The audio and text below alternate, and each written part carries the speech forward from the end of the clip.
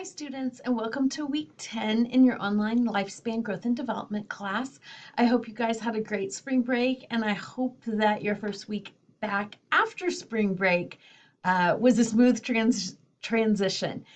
Here we find ourselves already with another holiday upon us, and so I want to point out before I go into what is due this week that March 31st, Sunday, March 31st is Easter. So if you celebrate, recognize, honor the Easter holiday, just know that that is, I left it due on March 31st because maybe not everybody does celebrate and could use, up until the last minute on the 31st to get the assignments in. And I want to honor everybody. But if you do celebrate Easter and you have Easter plans on March 31st, remember, you can always get your work turned in early. You do not have to wait until that day. So just kind of plan, figure out your time management. I don't want to ruin anybody's Easter with psychology assignments. So get them knocked out earlier in the week and then enjoy if, in fact, Easter is a celebration for you. So let's take a look here. For this week, we are covering chapter 10. So we're still in adolescence. But as always, the second chapter in the age range will cover the social emotional development. So for this week, I'm going to come back and talk about your writing assignment, but you have a chapter 10 video assignment over the importance of peers at this age, and then your chapter 10 quiz. So I think you're very familiar with those. But let's look at this critical analysis of a scholarly journal article. So many of you are going to look at that and think, gosh, that looks hard. That's something I don't want to complete. It's really not that bad, to tell you the truth. So hopefully I can convince you of you can do this, and don't let that title fool you. And it's really not that long or lengthy, and it is something you can definitely knock out in a fairly reasonable amount of time. But it's an important assignment. Remember, you are working on a lifespan portfolio or developmental project throughout the semester. So everything from the Piaget experiment to your social media tracking, all of those pieces, and still some to come, your journals, all of that goes together so that you have this project that by the end of the semester you've completed. The difference is that we're just working on the parts throughout the semester instead of just having one big project due at the end. And this is one of those pieces of that project. So let's take a look at it here. This will also be the assessment that I use to measure your student learning outcome number 2. So basically, in a nutshell, what I want you to do is to find a peer-reviewed journal article. And all I'm saying, all the rules on it is that it needs to be peer-reviewed journal article, and it needs to be on a topic from lifespan growth and development. So think about what you've enjoyed learning about thus far, or what maybe you're anticipating learning about, and pick that. So for example, maybe you were very interested when we did the discussion question on bilingual education, and you want to pick an article about that. Maybe you were very interested when we looked at something with prenatal development, and you want to look at that. Maybe you're very interested in dementia and aging. We haven't gotten there yet, but we will. You can jump ahead and do that. So just pick one of those specific type of topics from the course that you have some interest in, and then find a peer-reviewed article through the SAC library. And I will show you how to do that very quickly here after I go through. And then once you have your article, what I want you to do is, you're not writing a research paper, you're basically answering these 7 questions. The only thing that I'm concerned being in APA format for this is the reference that you provide of the article that you're using. But the formatting of your writing, you can really do it like question number 1, and here's my answer. Question number 2, and here's my answer. You can write it in paragraph format and let it flow if that's more of a writing style that fits you. I'm not worried about the look or format of this assignment. I'm worried about your answers to these questions. So this truly is a question answer.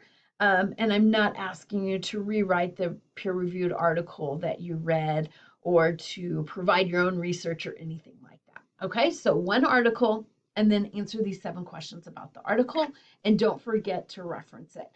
The grading rubric is down here, so make sure that you check that out so that you get that completed. If your article, kind of provides itself to discussing something that I didn't ask about, please feel free to provide that. But every article should, if it's a peer-reviewed article, excuse me, should address these 7 questions. Okay, so not that big of a deal. There is not a minimum or a word count or anything that like that I'm looking for. Please just thoroughly answer each question, and everybody's length of answer will be different because of the article that you're finding and what information is provided in the article for you to answer these questions upon. Okay, so please reach out to me if you have any individual questions about the article that you have chosen. Let me take a drink. Sorry about that. My allergies with all the blooming and spring happening has me messed up this morning. So I am going to show you how to find a peer-reviewed article. I am going to the SAC homepage. I am not in ACES right now. I am really just at the SAC homepage. There's 1,000,001 different ways, with any website to get to a specific place. But how I do it is I go here, and you can see I already have it in here. Click in library and hit search. And then you can really kind of click on any of these or maybe not. That's kind of embarrassing, right? Oh, I just clicked on, I didn't show you the second one, but I don't know why that first one's broke. Maybe they're working on it right at this moment. But wherever you land, you just want to get to the SAC library homepage. So this should take me there. And actually look right up here. This may even be easier for you. Here is the URL to the SAC library if you want to go straight there, right up here in the search bar. And then once you land, however you get there, once you land on the library homepage, scroll down a little bit and you'll see over here, Find Articles. So see where I'm at? Find Articles, click on Find Articles. You are in a psychology class, so pick the P for psychology and scroll down. You can actually use this psychology. I'm partial to psych articles. It's my favorite, but you can use either one of them. I'm going to click on psych articles. And then it may at this point, I'm in my office on campus, and I'm actually been here so many times that it won't prompt me anymore. But if you've never gone into the library database before, right before you get here, it may prompt you to put in your ACES credentials. So as a student, you have access to our online library. It's not open to just anybody, and that's why it's asking for your ACES credentials. And then once you get here, where you see this EBSCO host, you're inside the library and you're inside psych articles or in the psychology journals, and everything in here is peer reviewed. So you don't, if you're like, I don't know how to find a peer reviewed article, you don't have to worry. If you follow these steps exactly, you are in only peer reviewed articles. So again, earlier, as I was explaining this assignment, I talked to you about the different topics, anything from your lifespan course. I'm going to put in teratogens, which has to do with prenatal development. But you put in and kind of treat it like a Google search for the topic that you want.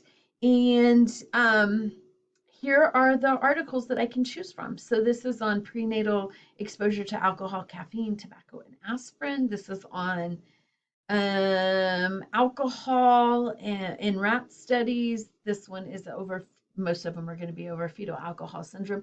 And maybe now you're like, oh yeah, let me just do fetal alcohol syndrome. Instead of teratogens, let me narrow it down. And you may have some more articles that come up. But I have all these to choose from, 9 different articles. Some of the topics that you choose, you may get 500 articles and need to narrow it down.